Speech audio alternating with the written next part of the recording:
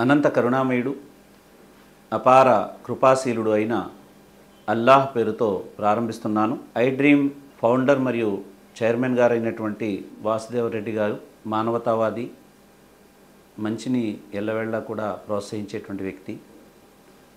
అదేవిధంగా నా ఆత్మీయులు మొహిద్దీన్ గారు, డాక్టర్ కాళేషా గారు, ప్రియమైన ఐ డ్రీమ్ ప్రేక్షక మహాశయులారా, మీ అందరికీ అస్సలాము అలైకుం వరహమతుల్లాహి వబర్కాతు. శుభాల సరోవరం, వరాల వసంతమైనటువంటి పవిత్ర రంజాన్ మాసం రాబోతోంది. ప్రపంచవ్యాప్తంగా ముస్లింలందరూ కూడా ఈ మహోన్నత మాసాన్ని ఆహ్వానిస్తూ మహోన్నత మాసం కోసం ఎదురు చూస్తూ ఎంతో ఆత్రంగా ఉన్నారు. మరి ఈ నెల ప్రారంభానికి ముందు మనం ఏం చేయాలి, మన యొక్క ఆచరణ ఏ విధంగా సంస్కరించుకోవడానికి మనం సంకల్ప సిద్ధులం కావాలి అనేది ముఖ్యంగా మనం తెలుసుకునే ప్రయత్నం చేద్దాం. మొదటిది, పవిత్ర రంజాన్ నెల అంతిమ దైవగ్రంథమైనటువంటి ఖురాన్ అవతరించినటువంటి నెల. ఈ నెల ఖురాన్ అవతరించింది కాబట్టే ఈ నెలకు అంత ప్రాధాన్యత, ప్రత్యేకత ఉన్నాయి. దివ్య ఖురాన్ గ్రంథంలో సృష్టికర్త అయినటువంటి అల్లాహ్ ఈ విధంగా సెలవిస్తున్నాడు: షహరు రమజాన్ అల్లజీ ఉన్జిల ఫీహిల్ ఖురాన్ హుదల్ లిన్నాసి వ బయ్యినాతిం మినల్ హుదా వల్ ఫుర్ఖాన్. పవిత్ర ఖురాన్ అవతరించిన నెల రమజాను నెల. ఈ గ్రంథం మానవాళి అందరికీ మార్గదర్శకం. సత్య అసత్యాలను వేరుపరిచే స్పష్టమైన ఉపదేశాలు అందులో ఉన్నాయి. ఇక నుంచి ఈ నెలను పొందేవారు విధిగా ఉపవాసం పాటించాలి. ఇది సృష్టికర్త అయినటువంటి దేవుని ఆదేశం. మానవాళికి మార్గదర్శకత్వం వహించడం అంటే మానవాళి క్షేమాన్ని, మానవాళి శ్రేయాన్ని, మానవాళి యొక్క ఇహపర సాఫల్యాన్ని కోరుకునేటువంటి సృష్టికర్త అయిన అల్లాహ్కే సాధ్యం. అందుకనే ఆయన మరొక చోట ఖురాన్లో అంటాడు: ఇన్న అలైనా లల్ హుదా వ ఇన్న లనా లల్ ఆఖిరత వల్ ఊలా. నిశ్చయంగా మానవాళికి మార్గదర్శకత్వం వహించే బాధ్యత మాదే, ఎందుకంటే మేమే ఇహపరాలకు స్వాములము అనేటువంటి విషయాన్ని ప్రస్తావించడం జరిగింది. కనుక ముస్లిం సముదాయం అంతా కూడా పవిత్ర రంజాన్ మాసాన్ని దివ్య ఖురాన్ లాంటి ఒక అత్యున్నత దైవగ్రంథం అవతరించిన దానికి కృతజ్ఞతగానే ఉపవాసాలు పాటించడం జరుగుతుంది.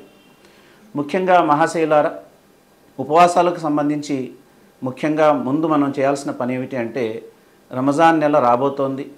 ఈ నెలలో నేను ఉపవాసాలు పాటించడానికి నాకు ఆయురారోగ్యాలను ప్రసాదించు దేవా అని మనం ప్రార్థించుకోవాలి.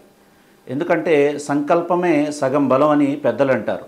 కానీ ఇస్లామియా బోధనలు ఏమంటాయంటే, దైవ న్యాయస్థానంలో సంకల్పానికి, అలాగే మానసికపరమైనటువంటి సంసిద్ధతకు, మనసులో వచ్చేటువంటి ఆలోచనలకే దైవ న్యాయస్థానంలో అత్యంత ప్రాధాన్యత ఉంటుంది. ప్రపంచ న్యాయస్థానాలు భౌతికంగా కనబడేటువంటి సాక్ష్యాల్ని స్వీకరిస్తే, దైవ న్యాయస్థానం మనిషి యొక్క మానసిక పరమైనటువంటి ఆలోచనను పరిగణలోకి తీసుకోవడం జరుగుతుంది.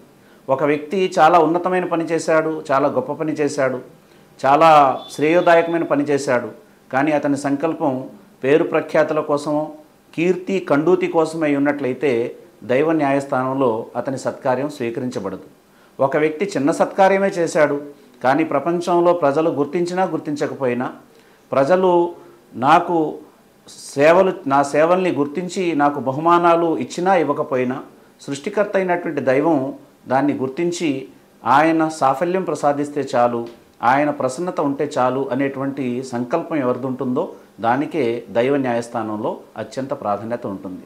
కనుక మహాశైలారా, పవిత్ర రంజాన్ మాసాన్ని పురస్కరించుకొని మనం మొట్టమొదట రంజాన్ నెలలో ఇతోధికంగా దైవం విధి చేసినటువంటి ఉపవాసాలన్నింటినీ పాటించడానికి సంకల్పం చేసుకుందాం.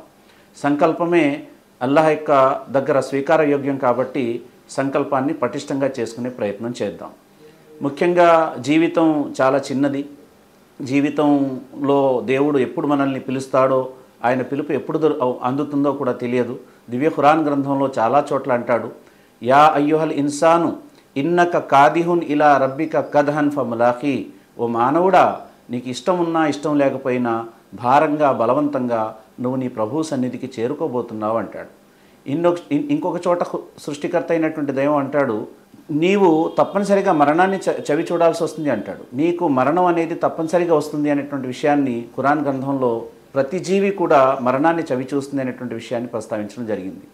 ఇంకొక చోట దైవం అంటాడు, సృష్టిలో ప్రతి జీవి కూడా నశించిపోయేదే ఒక సృష్టికర్త ఉనికి తప్ప అనేటువంటి మాటను ప్రస్తావిస్తాడు.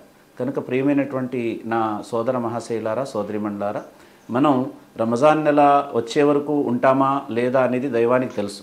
కానీ మనం రంజాన్ నెలలో ఉపవాసాలు పాటించాలి అనేటువంటి ఉద్దేశాన్ని, సంకల్పాన్ని బలంగా మనం వ్యక్తపరిస్తే, ఒకవేళ మనకు అననుకూలమైన పరిస్థితులు వచ్చినా, ఒకవేళ మనం ఉండే పరిస్థితి లేకపోయినా, సృష్టికర్త అయినటువంటి అల్లా అనంత కరుణామయుడు, అపార కృపాశీలుడు కాబట్టి ఆ పుణ్యాలను, ఉపవాసం పాటించేటువంటి పుణ్యాలను మనకు ప్రసాదించే అవకాశం ఉంది. ఇక రెండవది, రంజాన్ నెలను స్వాగతిస్తూ మనం చేయాల్సిన పని ఏమిటి అంటే, దివ్య ఖురాన్తో మన సంబంధాన్ని పటిష్టపరచుకోవాలి. ఏ గ్రంథం అవతరించిందని చెప్పి మనం ఉపవాసాలు పాటిస్తున్నామో ఆ గ్రంథంతో మన సంబంధాన్ని పటిష్టపరచుకోవడానికి బలమైనటువంటి నిర్ణయం తీసుకోవాలి. రోజులో ఏదో ఒక టైంని నిర్ణయించుకుని, ఉదయం కానీ, సాయంత్రం కానీ, రాత్రి కానీ, ఆ సమయాన్ని మనం ఖురాన్ గ్రంథాన్ని అరబీ భాషలో చదువుతూ, మనకు తెలిసినటువంటి అనువాదం, తెలుగు కానీ, ఇంగ్లీష్ కానీ, ఉర్దూ కానీ, మనకు తెలిసినటువంటి అనువాదంలో ఖురాన్ గ్రంథాన్ని పూర్తి చేసే ప్రయత్నం చేయాలి. ఎందుకంటే సృష్టికర్త అయినటువంటి దైవం మానవాళికి ఏం బోధించాడో తెలియాలంటే మనకు తెలిసిన భాషలోనే కదా మనం అర్థం చేసుకోవాలి. కనుక మనం ఖురాన్ని అర్థం చేసుకుంటూ చదవడానికి ప్రయత్నం చేయాలి. అలాగే ఖురాన్తో సంబంధం అంటే ఇంకొక విషయం ఏమిటంటే, ఖురాన్ గ్రంథంలోని అనేక వాక్యాలని ఆకలింపు చేసుకునే ప్రయత్నం చేయాలి. దివ్య ఖురాన్ ఏ హృదయంలో అయితే ఉంటుందో ఆ హృదయం విశాలమైన హృదయంగా మారుతుంది. ఆ హృదయం శాంతికాముకమైనటువంటి హృదయంగా మారుతుంది. ఆ హృదయం ఎంతో ఉన్నతమైనటువంటి సుగుణాలతో నిండిపోతుంది. కనుక దివ్య ఖురాన్ గ్రంథంలోని వాక్యాలని వీలైనంత ఎక్కువగా కంఠస్థం చేసుకునే ప్రయత్నం చేయాలి. నాలుగవది, ఖురాన్ గ్రంథం యొక్క వ్యాఖ్యానాలని చదవడం. ఖురాన్ గ్రంథంలో ఏ వాక్యాలు ఎప్పుడు అవతరించాయి, ఆ వాక్యాల్లో సృష్టికర్త అయినటువంటి దైవం మనల్ని ఏం కోరుతున్నాడు అనే విధంగా దాన్ని పరిశీలిస్తూ, పరిశోధిస్తూ చదివే ప్రయత్నం కూడా చేయాలి. ఇది కూడా మన జీవితంలో ఒక భాగం అవ్వాలి.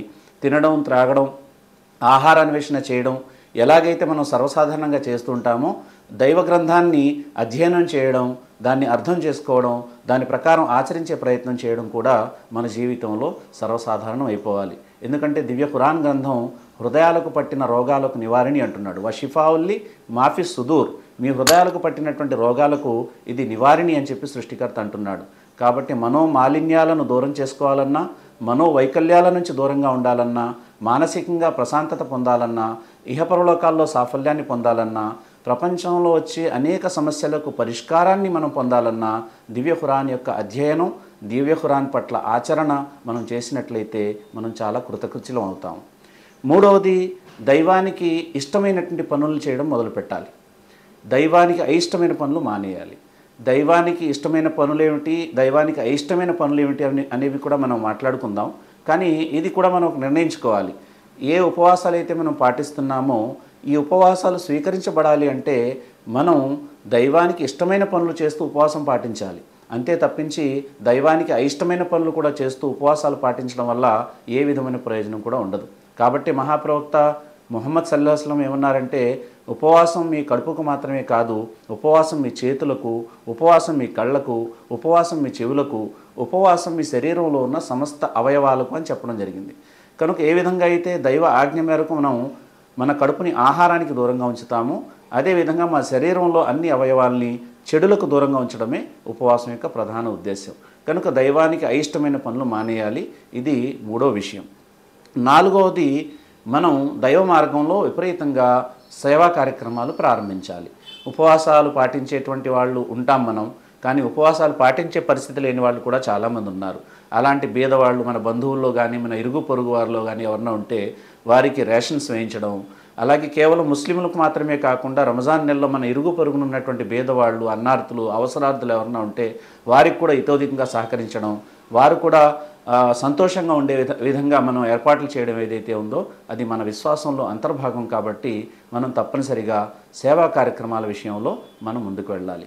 ఈ విధంగా పవిత్ర రంజాన్ మాసాన్ని మనం హృదయపూర్వకంగా ఆహ్వానిస్తూ, హృదయపూర్వకంగా మనం కొన్ని కార్యక్రమాలు కూడా నిర్ణయించుకొని మనలో పరివర్తన కోసం, అలాగే సమాజ హితం కోసం, ప్రపంచ శాంతి కోసం మనం ప్రార్థనలు చేస్తూ ఉపవాసాలు పాటించినట్లయితే మన ఉపవాసాలు దైవం స్వీకరిస్తాడు. అలాగే రంజాన్ నెల మన కోసమే కాకుండా ప్రపంచ మానవాళి అందరి కోసం కూడా శ్రేయోదాయకంగా తప్పనిసరిగా పరిణమిస్తుంది. సృష్టికర్త అయిన దైవం మీకు, నాకు, మనందరికీ కూడా పవిత్ర రంజాన్ ఉపవాసాలు పాటించే భాగ్యాన్ని ప్రసాదించుగాక. ఆమీన్. వస్సలాం.